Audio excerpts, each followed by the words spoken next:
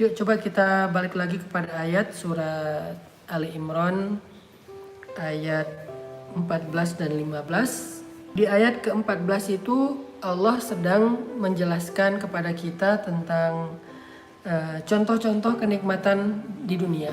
Walaupun itu bentuknya simbolik ya, tidak detail semua hal, tapi dia mewakili beberapa contoh kenikmatan dunia. Dan kita mencintai itu. Hubbus syahwat minan nisa, kita mencintai pasangan kita, atau seorang laki-laki mencintai perempuan.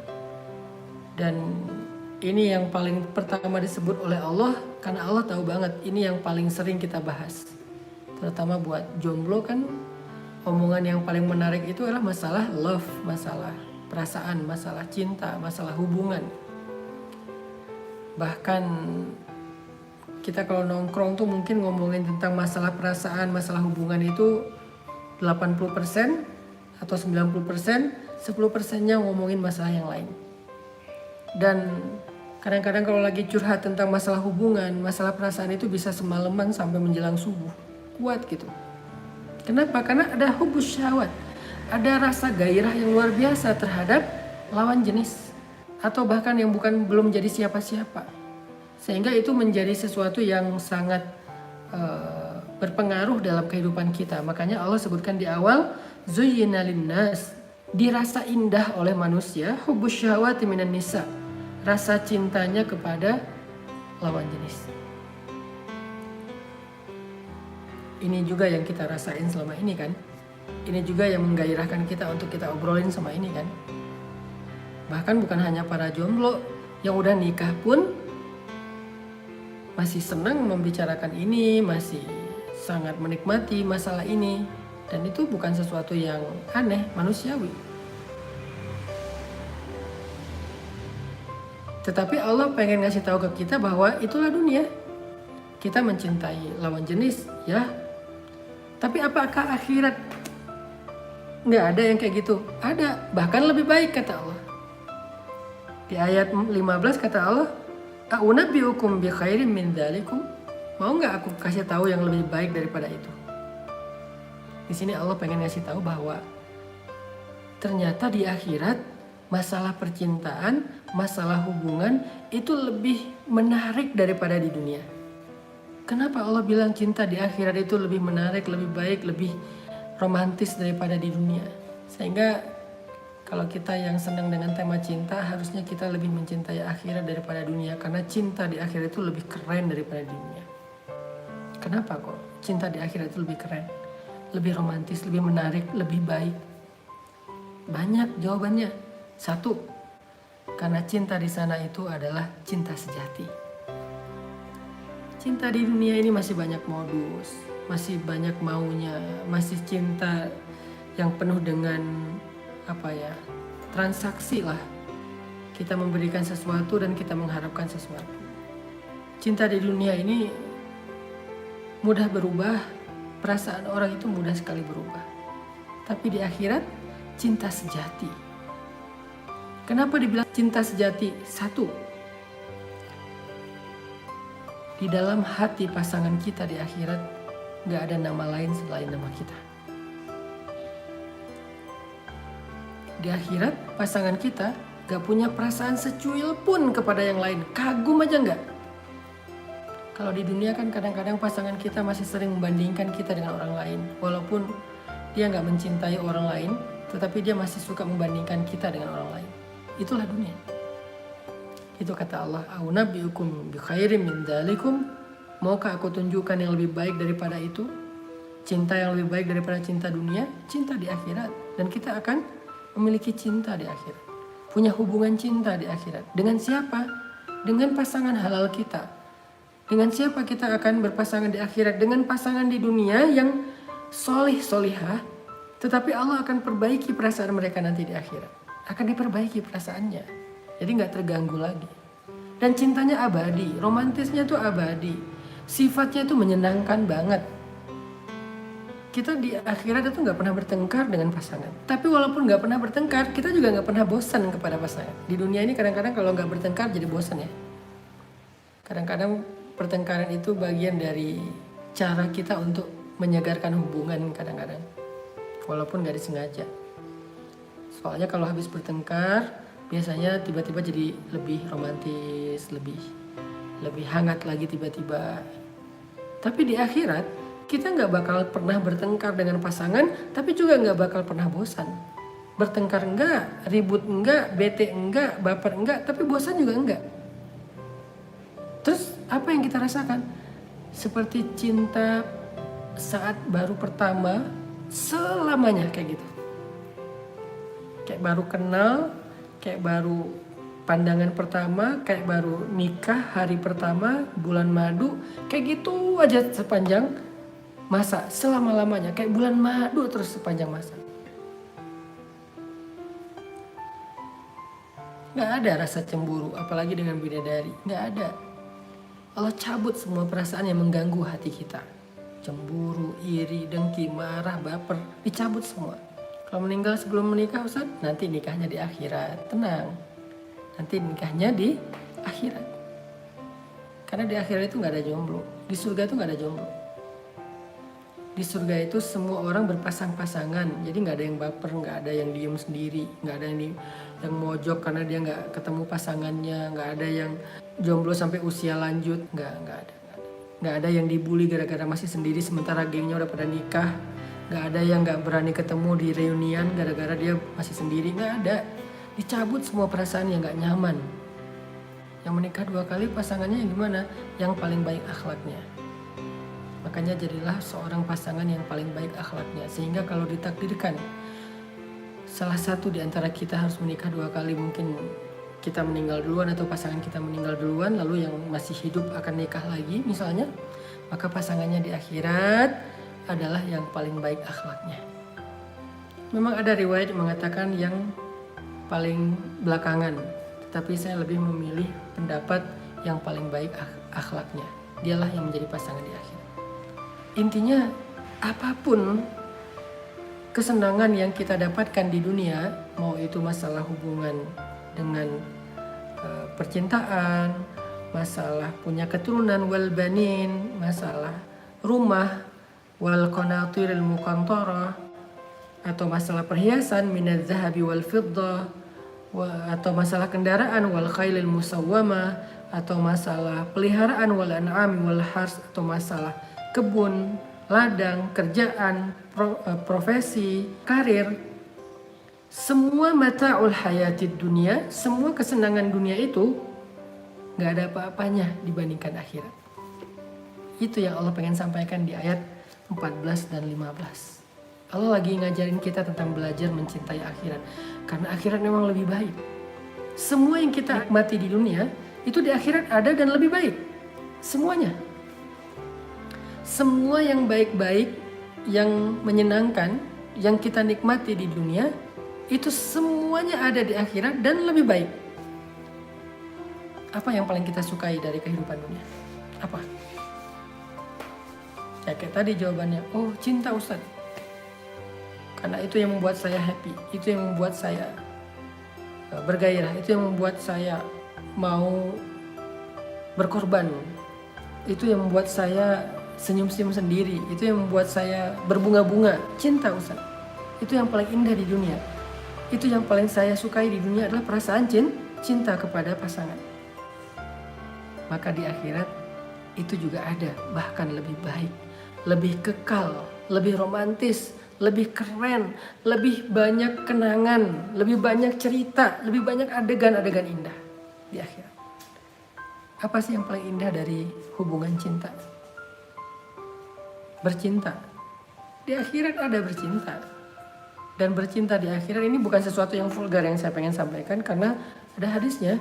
Kekuatan laki-laki di akhirat itu setara dengan 10 kekuatan laki-laki di dunia. Ada riwayat 100, ada riwayat 1000. Allah alam, yang jelas satu laki-laki di surga itu lebih kuat daripada sekian laki-laki di dunia, sehingga dia gak akan pernah merasa gak puas. Begitu juga dengan pasangannya. Jalan-jalan, bulan madu. Di dunia kita mau bulan madu modalnya gede, sehingga kita paling bisa merencanakan yang terbatas. Ada yang cuma bisa jalan di dalam kota, ada yang keluar kota, ada yang keluar negeri. Tapi sejauh apa sih keluar negeri?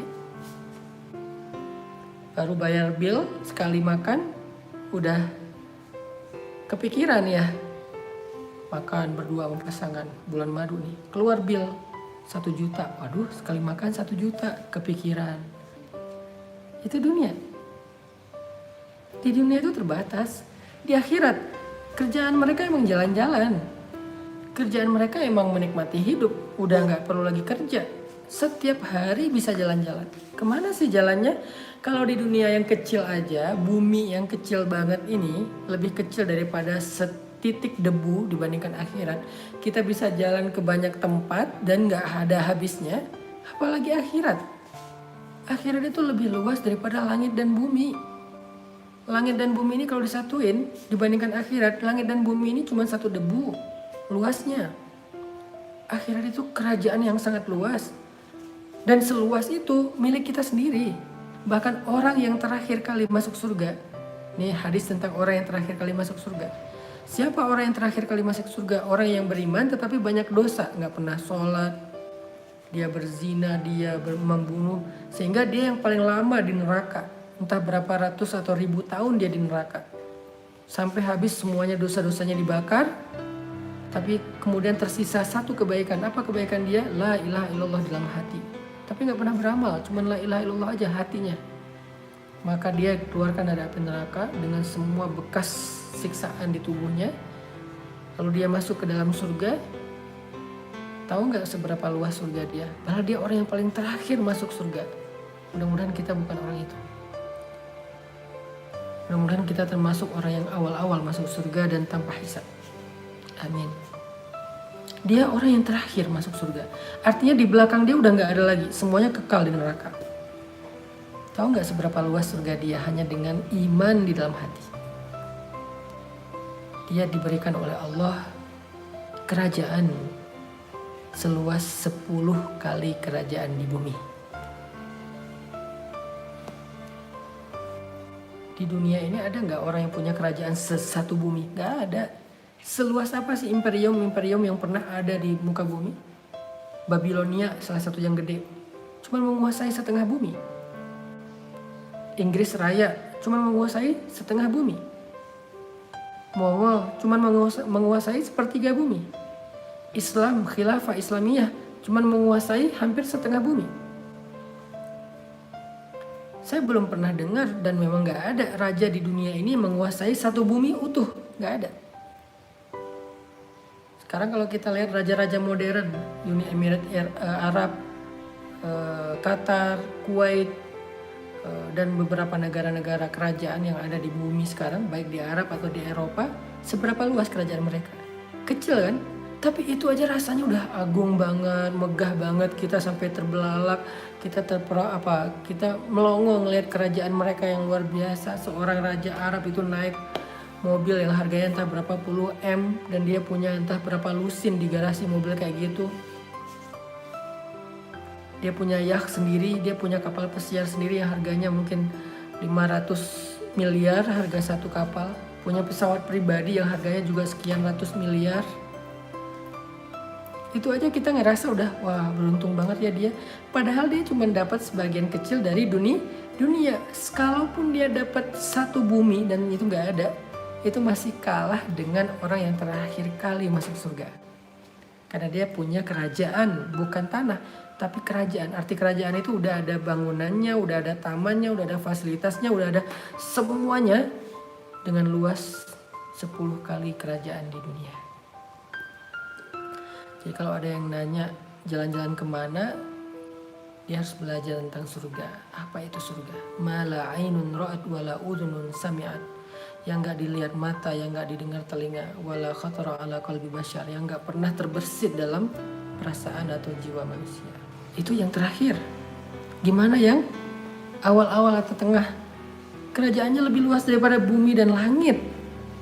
Jadi kalau mau dibilang hal yang paling indah dari cinta itu adalah jalan-jalan, kita gak akan kekurangan tempat yang indah untuk jalan-jalan di akhirat. Jadi sabar buat pasangan halal yang mungkin masih kehidupannya pas-pasan, Buat seorang istri yang suaminya pendapatannya pas-pasan, itu cuma urusan dunia. Jangan terlalu kecewa. Jangan terlalu berharap secara berlebihan.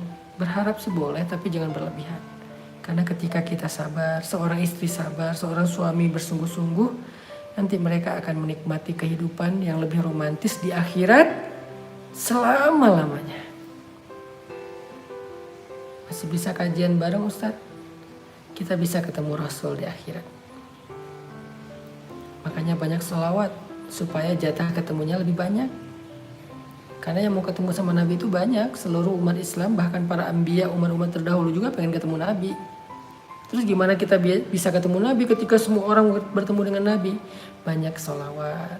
Semakin banyak kita sholawat, dua caranya. Satu, banyak sholawat. Dua, banyak terlibat dalam memperjuangkan warisan Nabi, yaitu agama Allah. Semakin kita setia berjuang meneruskan warisan Nabi, perjuangan Nabi, dakwah, kemudian kita banyak salawat, insya Allah semakin besar kesempatan kita untuk sering ketemu dengan Nabi. Apalagi kalau kita suka menyantuni anak yatim, kasih makan mereka. Insya Allah saya pengen banget nanti ketika pesantren udah jadi, saya pengen sebanyak mungkin anak yatim kita santuni di pesantren itu. Membelai mereka, makan bareng dengan mereka, ngajarin mereka ngaji, ngajarin mereka hidup. Anak yatim. Karena kata Nabi, aku dengan orang yang menyantuni anak yatim itu begini nanti di akhirat. Sehingga kita bisa dekat sama Nabi nanti di akhirat. Beres ketemu Nabi, pulang ke istananya sama istrinya berdua keliling, jalan-jalan. Pakai apa jalan-jalan, kendaraannya apa Ustaz? Kendaraannya macam-macam. Cahaya yang paling enak gitu, karena kendaraannya bisa cepat kemana aja. Dan itu baru surga kita sendiri loh.